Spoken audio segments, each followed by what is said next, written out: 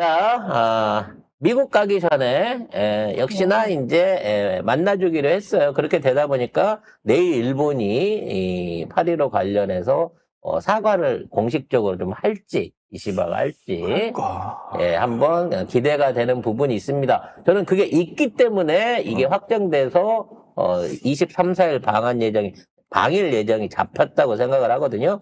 일단 뉴스부터 정리를 하겠습니다. 네, 이재명 대통령이 25일 한미 정상회담에 앞서서 23일과 24일 일본을 방문해서 이시바 시게루 총리와 정상회담을 할 계획이라고 밝혔습니다. 뭐 정상회담을 이틀이나 할 게 있을까 싶지만 일본이 나름대로 부탁할 게 많은 모양이에요. 왜냐면 우리는 지금 일본에 대해서 그닥 부탁할 게 없거든요. 우린 그렇죠. 아신 게 없어요, 솔직히 이제. 근데 얘네들이 뭐 셔틀와크의 재개를 통해서 양국의 밀착 협력을 강화한다라고 하는데 밀착은 사실은 이 윤석열 정권에서 더 잘 됐지. 오라는 말 안 해도 가고. 그냥 밀착이 아니라 시다발이었고. 그렇지. 부르면 그냥 원래 계획이 없었는데 일주일 후에 볼까? 그러면 네. 그러고 거기 가 있잖아. 그리고 가갖고 돈가스나 얻어먹고 오고. 우리 세금 써가지고 방사능 핵폐수 저거 안전하다고. 그 1조 원을 홍보비로 썼죠. 미친. 네. 그리고 기시다 퇴임 축하 파티를 일본서도 안 해주는데 아, 씨발. 왜 여기 와서 하고 지랄이냐고. 졸업여행을 일로 왔어, 기시다가. 아니 이 정도 했으면 겁나 밀착했잖아. 근데 지금 와가지고 이따위 의제를 내놓는 거 보면 지금 여러 가지로 지금 일본이 코너에 몰린 거예요.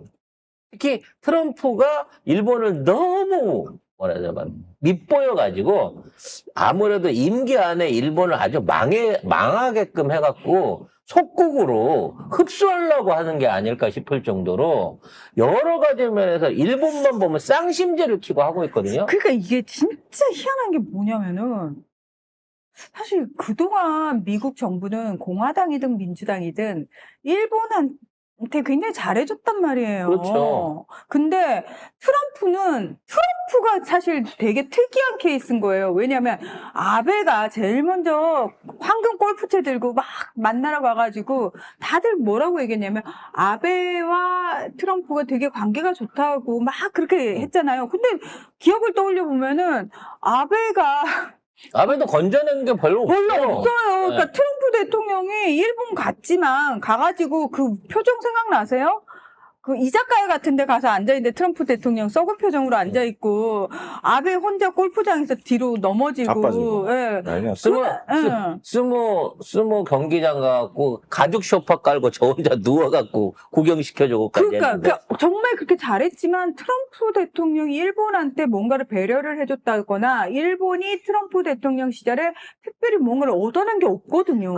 그러다 보니까 일본은 한일이 이렇게 친하고 한미일이 공존데 한국만큼은 해줘야지. 한국보다 잘해주진 못하더라도 한국만큼은 해줘야지라는 차원에서 우리 참 친해요라고 하는 거를 증빙을 하고 있는 거예요.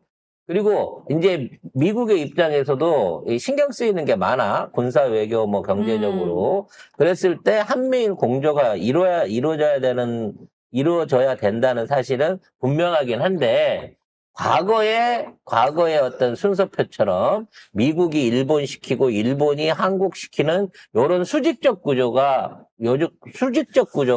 이제는 다 무너졌기 때문에 그 무너진 게 바로 그 트럼프 대통령 그렇지. 때 문재인 정부 들어서서 그런 거예요. 그 이후에 일본이 이 윤석열 정권 하에서 미국한테 해왔던 짓거리를 알기 때문에 이제 앞으로 일본이 한국을 어떻게 관리한다, 뭐 한국을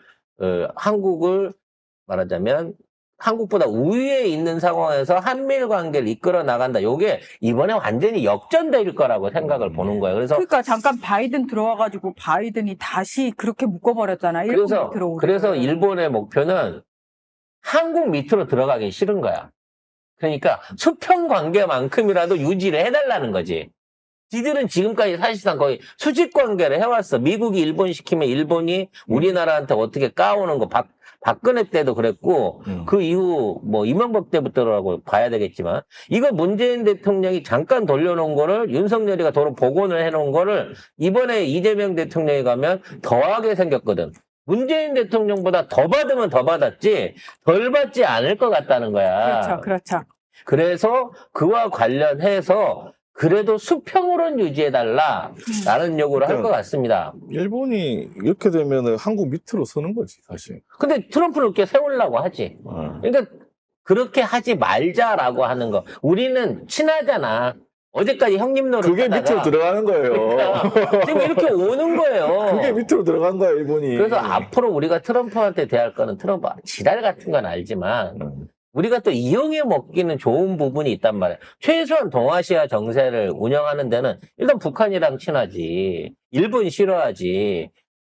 그리고 중국이랑 러시아 거덜내려고 하지. 뭐 요런 것들이 있기 때문에 틈새 시장을 활용하기에는 한국의 위치가 외교적으로 너무 좋단 말이야. 그러니까 우리는 실리만 쏙쏙 뽑아 먹으면서 아유 제가 이번에 올 연말에 이 대북 관계만 잘 진행되면 이거 다 트럼프 대통령 공로로 해갖고 노벨상 올해 추천하겠습니다. 그럼 내년에 수상이 되거든요.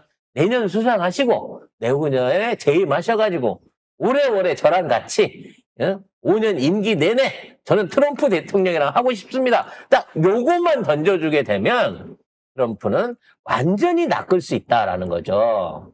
근데 그래서 그거를 위해서 내가 볼 때는 이시바가 먼저 이재명 대통령한테 잘 보여가지고 우리가 요거는 해줄 수 있으니까 미국 가서 말 좀 잘해. 우리가 좀 서포트 해줄 테니까 당당하게 하세요. 같이 갑시다. 요렇게 할까지 할 것 같아요. 나는. 그러니까 지금 그동안은 미국의 힘을 부려서 한국을 억누르다가 야 미국이 지랄하면 우리들이 힘을 합쳐갖고 개길 수 있다는 점을 보여줘 재명이야.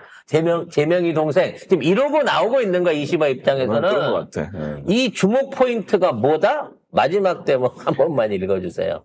양국의 기대과제의 주목 포인트는 한국은 한일 관계 개선 노선을 지속하고 미국과 관계에서도 긍정적인 효과를 기대할 수 있고요. 일본 같은 경우에는 이 대통령에 대한 불안감 해소 기회로 활용을 하는데 네, 제일 이재명의 등장이 윤석열 때보다 일본 국민들이 두려워한다는 거지. 일본 국민이 아니고 자민당 극우 애들이 그렇지. 예. 그게 정확한 표현이죠. 일본 그렇죠. 애들은 관심 없어. 없어요. 지금 캐드엠 보고 난리잖아. 지금 한국 관광 가야 된다고. 맞아요. 예. 자, 그리고 15일 내일 광복절 경축사에서 이재명 대통령의 대일 메시지가 정상회담 분위기를 가늠할 수 있는 중요한 지표가 될 것으로 보입니다. 그래서 과거사 문제나 복도 문제 또는 이 두 가지에 대한 두 가지를 다 포함하는 강한 메시지가 나올 가능성이 높다라고 얘기를 하고 있고요. 너무 강하면 또 일본에서 또 지랄할 텐데. 지랄하면 대마도로 이 영향을 확대한다라고 하는 그런 썰도 있습니다.